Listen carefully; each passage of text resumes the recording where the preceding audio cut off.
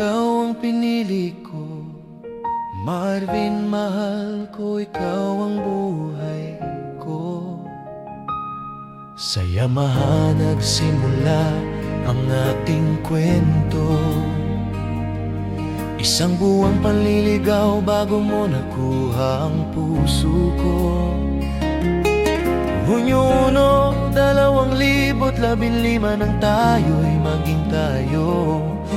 Ngunit ginawa nating dalawang petsang minahal ko. Halabs ang tawagan nating dalawa noon, at hanggang ngayon dala ko pa rin ang pagmamahal na iyon. Hindi ko akalaing ganito kalayo ang mararating. Mula sa simpleng pangarap hanggang sa habang buhay nating mithi.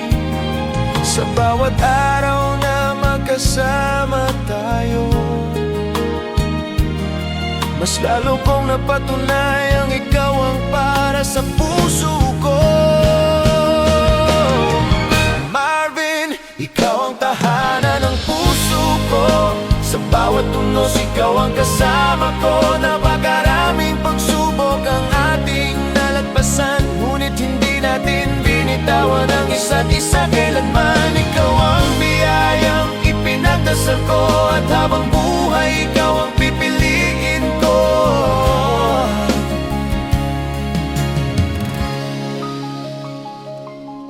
Hunyo 25, 2016 nang tayo'y kasal. Kahit 8 buwan nang dinadala kong mahal. Nagpalit ka ng relihiyon para sa ating pangarap. Patunay ng pag-ibig mong tapat at sapat. Ngayon ay may dalawa na tayong prinsesa. Mga regalong bunga ng ating pagsasama. Marvin, ikaw ang tahanan ng puso ko.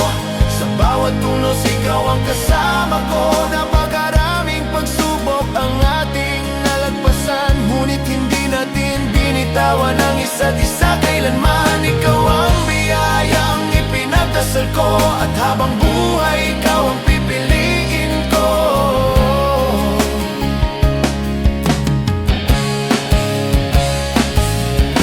Ngayon man ay magkalayo tayo, ramdam ko pa rin ang yakap mo. Sabi mo'y para sa'kin na bukasan natin ito, at naniniwala akong malalampasan din natin ito. Marvin, 10 taon ng kasal ay paparating na. 11 taon ng pagmamahalang hindi nagsawa. Sa bawat luha, bawat saya, bawat laban, ikaw ang aking kakampi at sandigan. Napakaswerte naming magama sa'yo. Ikaw ang buhay, tahanan at pangarap ko.